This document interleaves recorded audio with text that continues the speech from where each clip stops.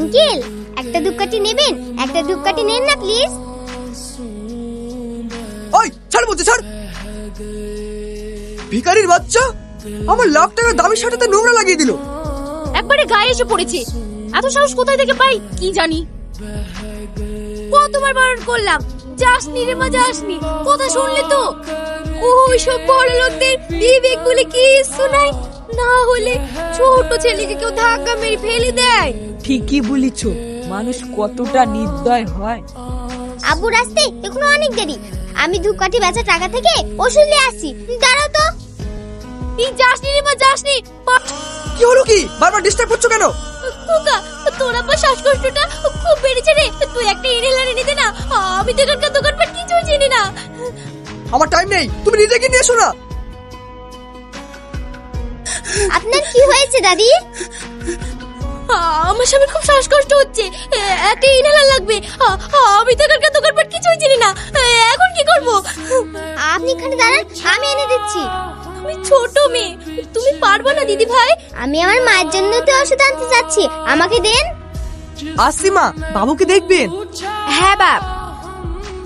খেলো বাবু, হ্যাঁ কোথাও যাবা না। ভাগ্যিস ওই বুড়া বুড়ি গুলোকে বৃদ্ধাশ্রমে পাঠিয়ে দিয়েছে যমুনা, না হলে এখানে আমার এত আরামের জীবন মিস হয়ে যেত। দামি দামি খাবার, এসির হাওয়া খেয়ে ফিগারটাকে এমন বানাবো না, বুড়ো থেকে ছোকরা কেউ চোখে ফেরাতে পারবে না আমার থেকে।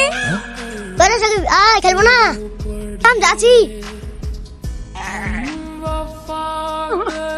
বাইর করে দিয়ে না, আর একটা মাস দেখলে হতো না বাপ। না, 3 মাস হয়ে গেল আপনাদের ছেলে একটা টাকাও পাঠায়নি। এটা আমার ব্যবসা, আমি তো আর কোনো সেবাশ্রম খুলিনি যে আপনাদের সবাইকে বিনা পয়সায় সেবা করতে হবে। আপনারা চলে যান। আর কটা দিন যদি দয়া করে থাকতে দেন। বেরোবেন নাকি ঘা ধাক্কা দিয়ে বের করে দেবো? মা, বাবু কোথায়? তাই তো। ওইদিকে তো ছিল, বল নিয়ে খেলা করছিল যে। চুপ করো তুমি, একটা কাজও ঠিক করে করতে পারো না। সারাদিন তো খাও আর ঘুমাও।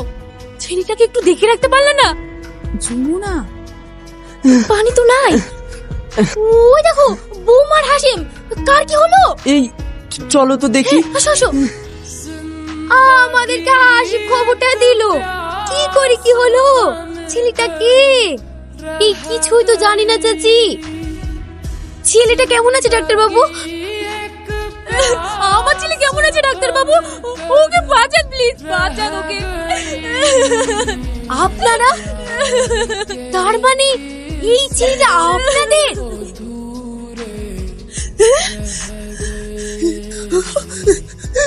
আমি আমার নিজের ছেলেকে